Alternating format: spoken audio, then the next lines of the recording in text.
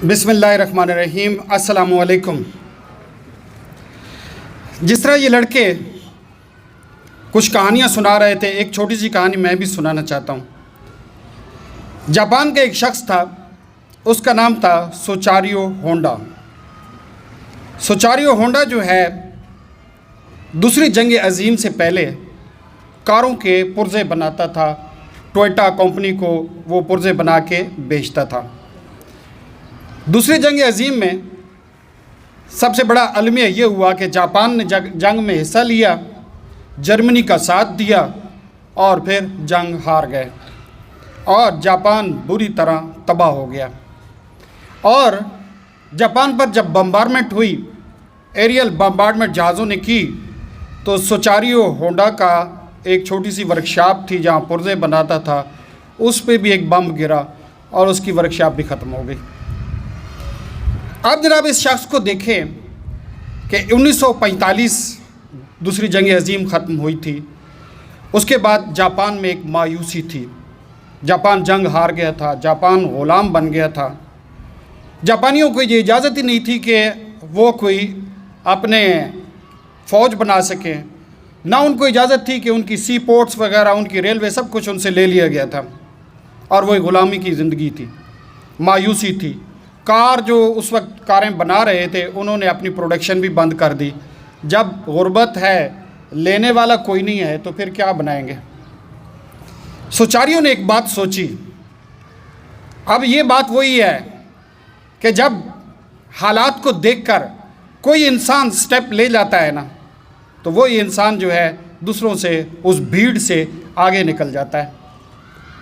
उसने क्या किया, उसने साइकिल के ऊपर एक मोटर लगाई और साइकिल को मोटरसाइकिल में बदल दिया।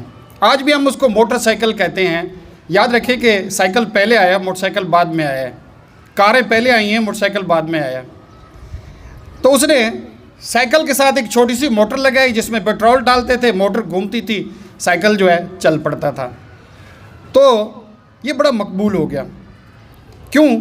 लोगों के पास पैसे नहीं थे, कारें ख़रीदने के लिए पैसे नहीं थे, पेट्रोल नहीं था, पेट्रोल की बड़ी शॉर्टेज थी। और ये इसलिए मकबूल हो गया कि थोड़ा सा पेट्रोल डालें और अच्छा खासा सफ़र कर लें। तो इस बंदे को मुख्तलिफ़ साइकिल बनाने वाली कंपनियों ने ऑर्डर दिए कि हमें भी मोटरें लगा के दें। तो इसने मोटरें लगा के दी और ये साइकिल से पहली दफ़ा मोटरसाइकिल बना, जिसको आज भी हम मोटरसाइकिल कहते हैं, बाज़ औक़ात बाइक भी कहते हैं, क्योंकि साइकिल के साथ मोटर लगी हुई थी, इसलिए इसे मोटरसाइकिल ही कहते हैं। तो उसके बाद इसने इसकी शेप को बड़ा सोफिस्टिकेटेड कर दिया और होंडा कंपनी जो है वजूद में आ गई। और उसके बाद दोबारा उसने कारें बनाई जिसे होंडा कार कहते हैं।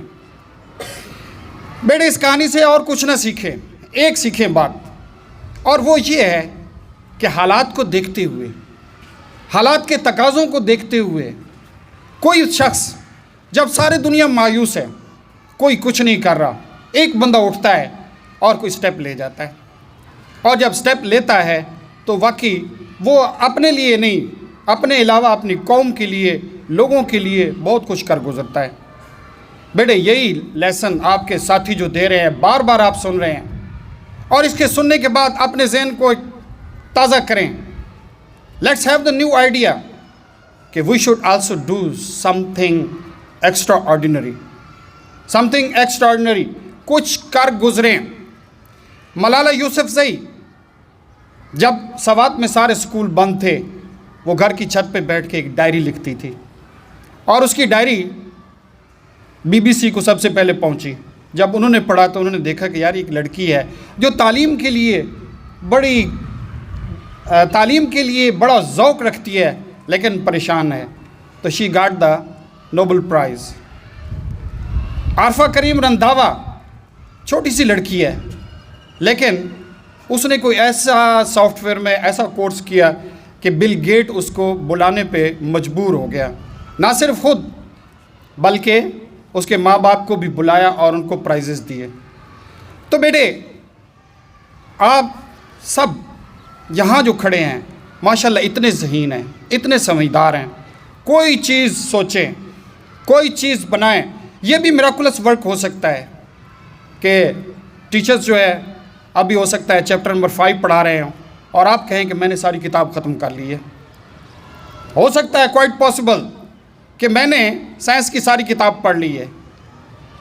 इंग्लिश की हो सकता है कि अभी आप तक हाफ बुक पढ़ी है, लेकिन आप खड़े हो जाएंगे कि I have read all the book and know each and everything. कोई चीज़, अच्छा ये सब कुछ तब होगा जब आप जो है आउट ऑफ बॉक्स जाएंगे, जब इन शेकल्स को तोड़ेंगे।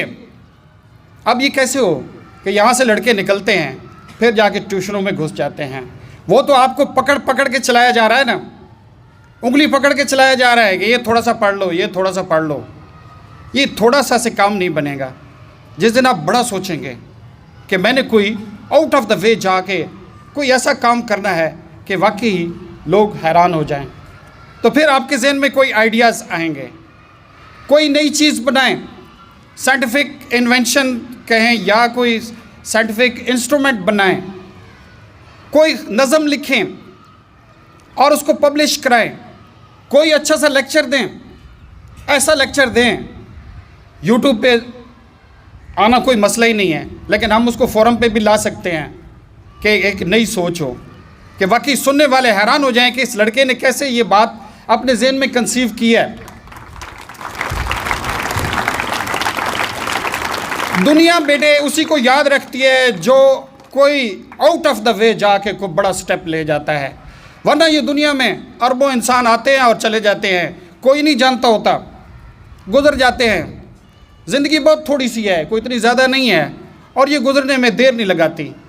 लेकिन कोई एक लड़का होता है, कोई एक शख्स होता है जो जाके कहता है कि मैंने कोई लोगों से हट के कोई बड़ा काम करना है, कोई नई चीज़ करनी है। जुर्रत करें बेटे, हिम्मत करें और स्टेप आउट करें। ये रूटीन को ख़त्म कर दें। रूटीन, बाज़ लोग रूटीन फॉलोअर होते हैं। सवेरे उठे हैं, स्कूल जाना है, स्कूल के बाद जनाब एकेडमी जाना है, उसके बाद ये करना है, वो करना है। ये रूटीन फॉलोअर्स जो है रूटीन ही फॉलो करते हैं। वो जब सर्विस में, जॉब में और किसी और कारोबार में आ जाते हैं, रूटीन में रहते हैं। टास्क ओरिएंटेड बने, टास्क ओरिएंटेड। ये काम मैंने कर गुजरना है। मैंने अपनी सोचों को इस पे लगाएं कि मैंने ये चैप्टर्स खुद जो है ख़त्म करने हैं और फिर रूटीन को छोड़ देना है। रूटीन के साथ चलने वाले बस रूटीन के साथ ही चलते हैं। कोई